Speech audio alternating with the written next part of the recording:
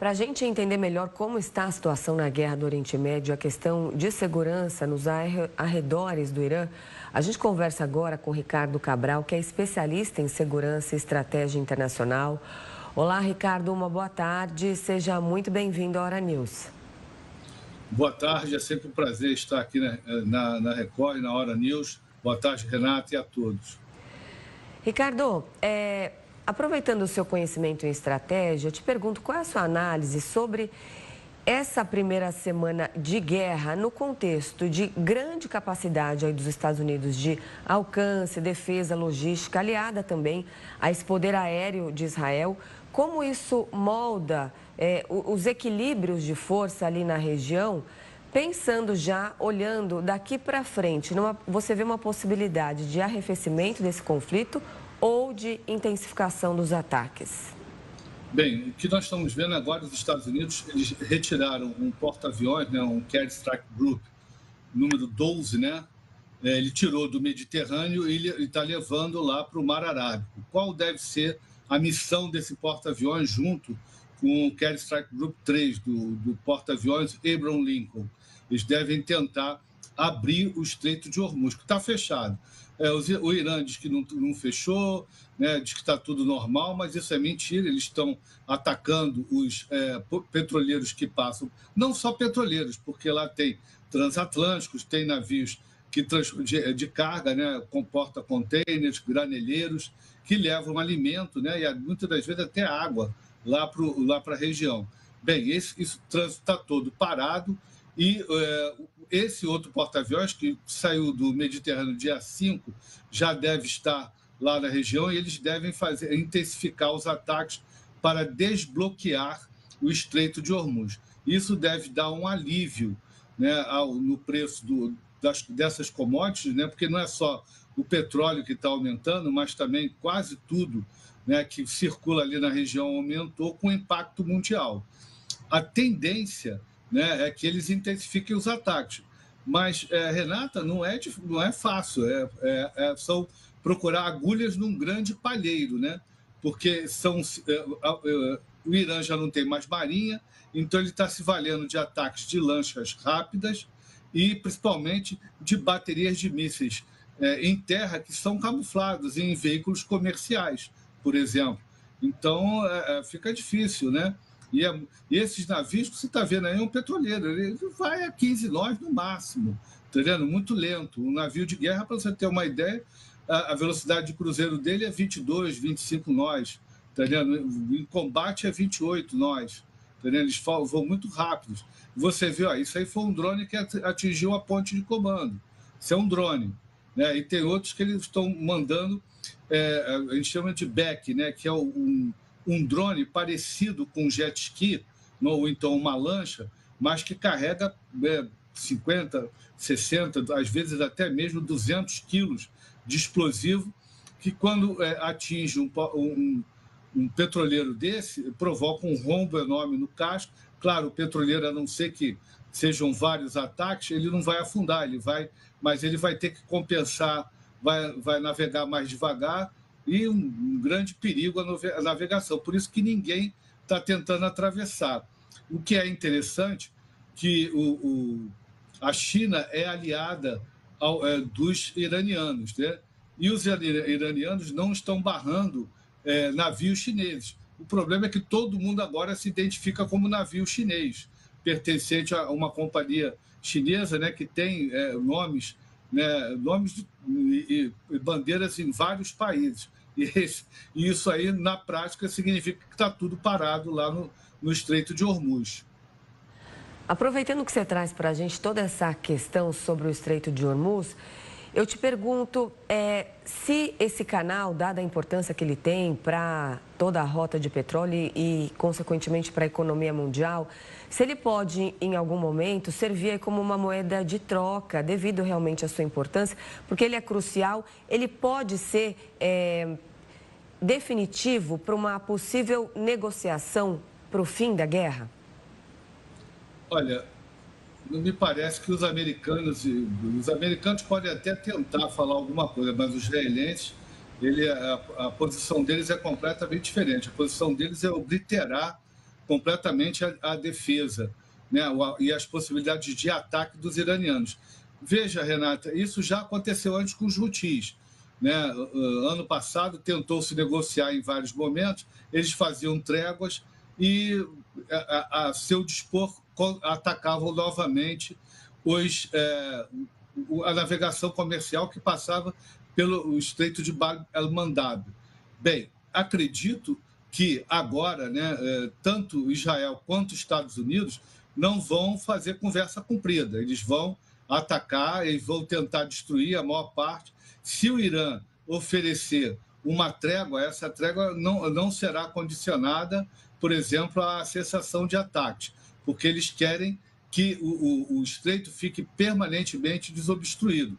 Lembro também que o presidente Trump, que esse é um outro motivo de ter parado o trânsito comercial, é que as companhias de seguro e resseguro se recusaram a validar as apólices, né, enquanto o bloqueio iraniano, na prática, né, estiver funcionando. Ricardo, os Estados Unidos dizem que não há planos aí para uma ofensiva terrestre neste momento.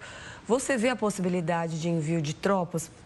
Porque a gente sabe que essa estratégia de ataque com mísseis, com drones, esses ataques aéreos, acaba sendo uma proposta mais segura também para os Estados Unidos, com menor número de soldados mortos. Você enxerga em algum momento a possibilidade de envio de tropas americanas terrestres? Renato, eu acho que é improvável, né? Muito improvável. Eu vejo essa uma campanha que pode se estender talvez aí 8 semanas, 10 semanas. Não acredito que esteja no planejamento americano. Israelense está completamente fora de questão, mas no planejamento americano, envio de tropas. O terreno no Irã favorece a defesa, né? É um terreno bastante montanhoso, né? Com muitos passes. Né? Passes são aquelas passagens entre as montanhas, né? Os vales entre as montanhas, que são controláveis. Você precisaria de um grande exército, uma logística enorme, e eu não vejo os americanos fazendo isso. Eu vejo pressão, ataques aéreos contínuos. Nós estamos agora, me parece que entramos numa segunda fase, onde Israel e Estados Unidos estão destruindo o poder coercitivo do Irã, que o iraniano tem, que o governo do Irã tem sobre a sua população, ou seja, o corpo de guardiões da Revolução Islâmica, as milícias Basij, a polícia. Então, eles estão começando a destruir isso. E a outra coisa, eles começaram hoje, provavelmente foi Israel que começou esse ataque. Eles estão atacando as usinas de dessalinização e, por enquanto, os reservatórios de petróleo, os grandes reservatórios de petróleo. Isso significa que, pelo menos, Israel isso não é feito sem a coordenação com os Estados Unidos. Eles vão começar a provocar dor na população e estão tentando, lá junto ao Emirados Árabes Unidos, principalmente, cortar todas as fontes de financiamento do Irã, que o Irã não participa do SWIFT, ele foi bloqueado, né? Ele está sancionado, mas ele tem acesso ao sistema financeiro árabe. E os Estados Unidos estão pressionando, né, o Catar e o Emirados Árabes Unidos para cortarem essas fontes. Vamos ver se, mediante essa pressão, eles conseguem atingir os seus objetivos. Até o momento, uma semana de guerra ainda está longe, isso é a minha análise, está longe ainda de eles conseguirem fazer pressão suficiente sobre essa liderança iraniana. Um adendo só, me parece que hoje, né, o grupo político conseguiu o controle sobre a Guarda Revolucionária. Né? Esses ataques a vários países, os ataques indiscriminados, me parece que eram feitos de maneira autônoma por unidades da Guarda Revolucionária. E agora, pelo que falou o presidente Massoud Pezeshkian e o Ayatollah, que é responsável pela Secretaria de Segurança Nacional, o Ali Laranjani, a coisa foi... eles tomaram controle, tiraram, né, o excesso de iniciativa, o excesso de liberdade de ação do Corpo de Guardiões da Revolução Islâmica. E me parece que, através de Omã, estão tentando retomar o diálogo diplomático. Vamos ver se isso vai dar certo. Até agora, as notícias são muito especulativas, né? Ricardo, com Israel e Estados Unidos sendo militarmente superiores ao Irã,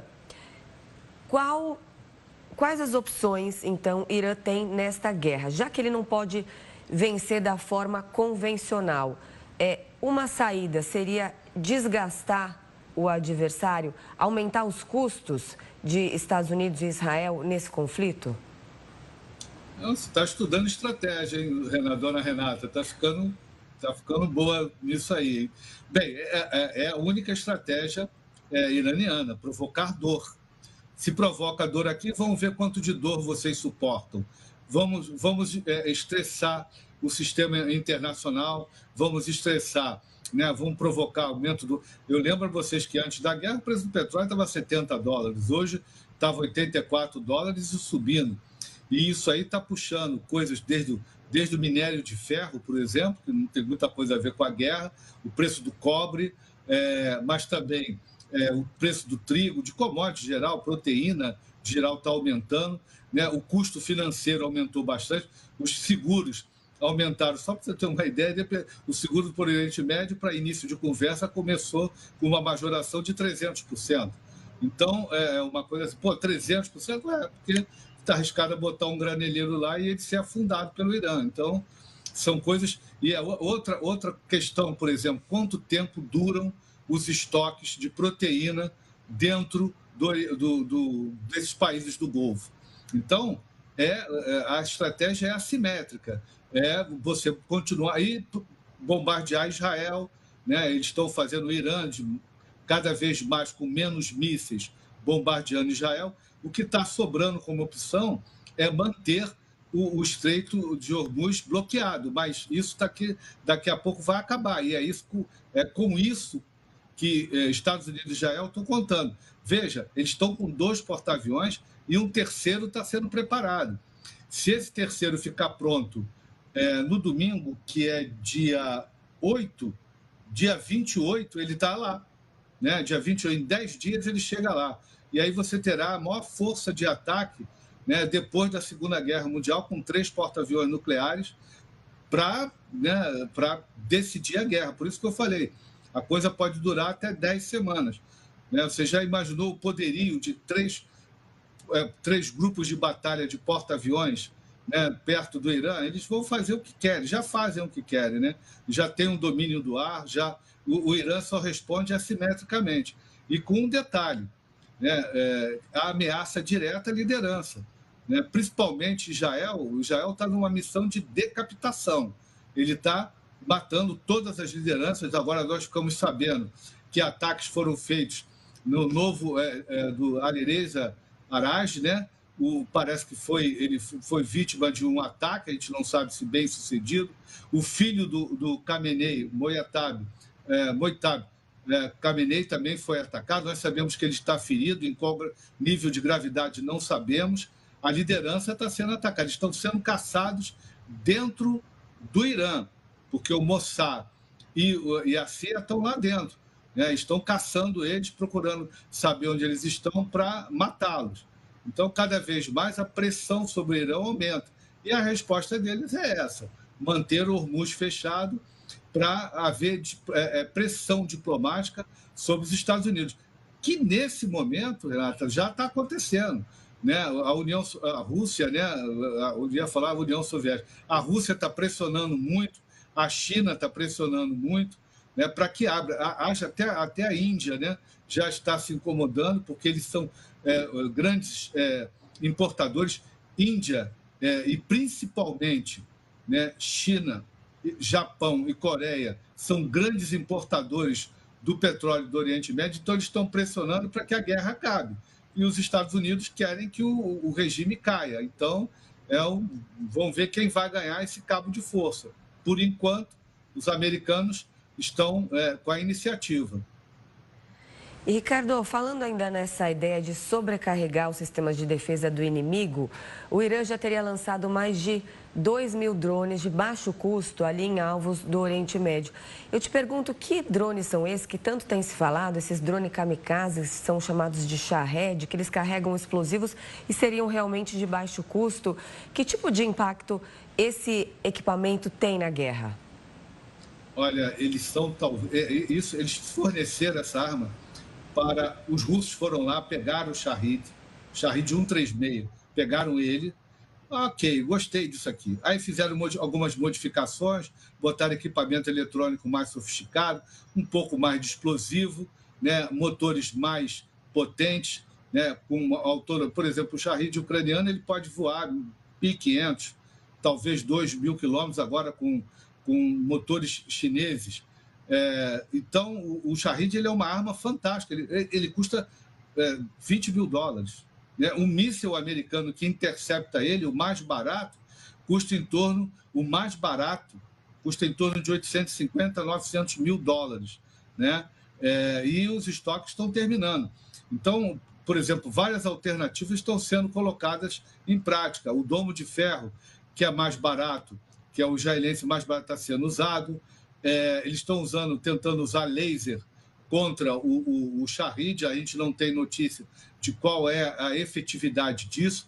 E hoje nós tivemos notícia, né, que um drone antidrone ucraniano, o Skyfall, está sendo usado, né, foram comprados 1.000 unidades, estão sendo usadas lá para tentar dissuadir essa ameaça.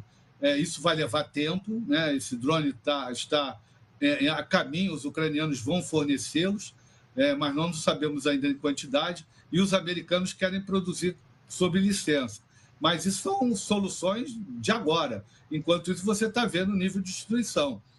O Shahed, a grande vantagem do Shahed, além de ser barato, como eu falei, esses caminhões de cidade, não tem o caminhãozinho que faz entrega na cidade, ele pode ser adaptado e ali caber 4 Shaheds ali dentro. Ele pode parar no meio do caminho de uma estrada, o cara faz uma pequena manobra, solta esses 4 Shaheds e segue caminho. E é por isso que eles continuam atacando. É por isso que os americanos destacaram drones de vigilância, né? Principalmente o Triton, que está voando ali na área, e eles colocam o Reaper, que é um drone de ataque, para fazer isso. Fora esses aviões aí, fora o F-18 Super Hornet, que lança mísseis de $1 milhão para bater um drone de $20 mil. E é aquilo que eu falei. O lançador é agulha em palheiro. E o drone só toma conhecimento quando ele está no ar. Aí você começa a tomar as providências e aí fica caro abatê-lo. Por isso que eles estão tendo sucesso. Mas veja, Renata, a taxa de sucesso deles, vamos dizer assim, para cada 100 lançados, é 10%. Mas você veja, para cada 100 lançados, são 10 que batem. É esse aí, ó, o Shahed é esse aí. Ó. São esses drones aí. Ó. Olha a quantidade que tem. A taxa de sucesso está 10% e diminuindo. E está diminuindo. Mas quando os americanos e israelenses conseguirem destruí-los, né, vai ser complicado. Isso tudo aí isso aí cabe num caminhão, numa caminhonetezinha, né, dessas que você vê de entrega.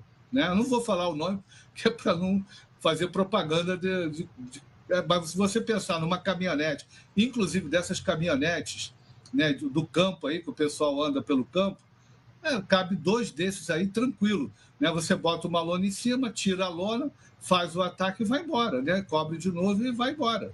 E é isso que está acontecendo. Né? Isso aí são paióis, são silos subterrâneos, né? Com a entrada que é camuflada.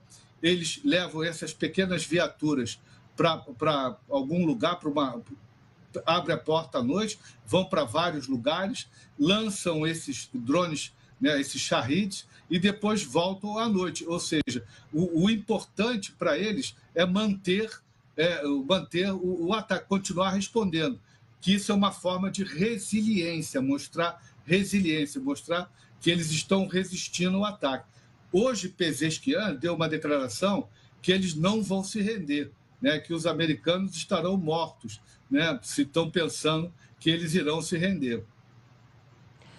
Muito tem se falado, Ricardo, sobre o uso da inteligência artificial nessa guerra. Eu te pergunto se esse seria o primeiro conflito que a tecnologia tem sido usada de forma objetiva e expansiva e qual é o peso dela, que diferença ela pode fazer, a inteligência artificial, no campo de batalha?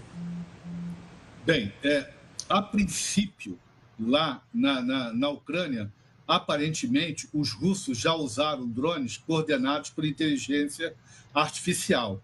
Aí, a princípio, não. Né? Mesmo os drones... O americano fez um drone igualzinho a esse, chamado Lucas. Né? Ele, a princípio, também ele não está usando a inteligência artificial. A inteligência artificial tem sido usada para, vamos dizer assim, organizar toda a massa de informações que chega, para dar o que a gente chama de consciência situacional.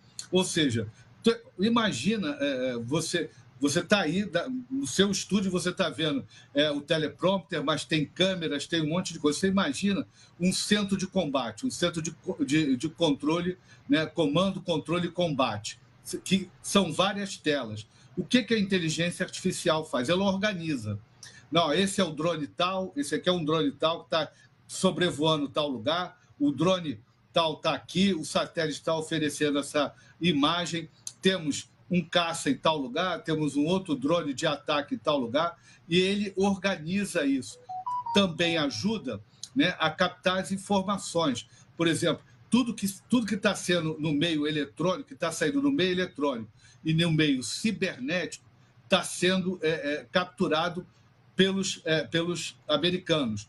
Aí você tem que organizar, é uma massa de informação muito grande. E aí você usa a inteligência artificial, por isso é que os ataques são precisos. Você tem inteligência humana no terreno, né, observando onde é que estão as lideranças, onde elas podem estar, né, tá vendo ali como é que elas estão se movimentando, e tem essa inteligência de sinais, que a inteligência artificial ajuda, né, vamos dizer assim, peneirar, a filtrar, né, tudo aquilo que vem dessas várias fontes para identificar, essa liderança está aqui, ali é um centro de comando, olha, tem muita transmissão vindo daqui misturada com um monte de coisa. Por exemplo, por que eles atacaram as redes de TV e atacaram as redes de rádio? Porque no meio daquele monte de informação, do locutor, da pessoa está falando lá, ou música, está indo informação. Eles captaram, então esses caras estão mandando informação, vamos dar um catrapo deles, vamos mandar um míssil e vamos parar com isso. Então é isso que está acontecendo, e nesse momento a inteligência artificial está sendo usada dessa forma limitada, porque a inteligência artificial, nós tivemos um exemplo, os russos fizeram um ataque com mais de 600 drones, onde se especula que eles usaram algum tipo de inteligência artificial para meio que coordenar, uma coisa mais embrionária, mais ainda meio que tateando. Você imagina, né, um país com essa capacidade de selecionar esses drones, você lança de uma só vez 400, 500 drones, e eles capazes de atingir alvos diversos, usar a guerra eletrônica para mascarar, né, onde tem 10 drones, aparecer que tem 100 e enganar os sistemas de defesa. Isso tudo não é futuro, né? Só não está sendo colocado agora porque não está pronto nesse momento. Mas te garanto que até o final do ano, ou então mais tardar ano que vem, já está funcionando. Esses sistemas iranianos, né, o Skyfall, ele é para ser usado também com a inteligência artificial. Né? Eles identificam o enxame, levantam o voo, e aí a inteligência vai selecionar para eles os drones que eles vão atacar. Isso já é presente, isso vai acontecer tão logo o Skyfall chegue na frente de batalha, isso já está sendo preparado para a defesa. Lembro que o Skyfall tem pouquíssimo tempo, tem uns 2, 3 meses de atuação efetiva, né? E ele já derrubou mais de 1.000 drones, né? Que lá o russo chama o drone dele de Geran 2, né? Já foram derrubados mais de 1.000 drones russos desde que ele entrou em operação. Ricardo, foi um prazer conversar com você. Muito obrigada pela sua participação aqui conosco. Um bom fim de tarde. Até a próxima. Bom sábado para todos e um grande abraço. Até a próxima. Até mais.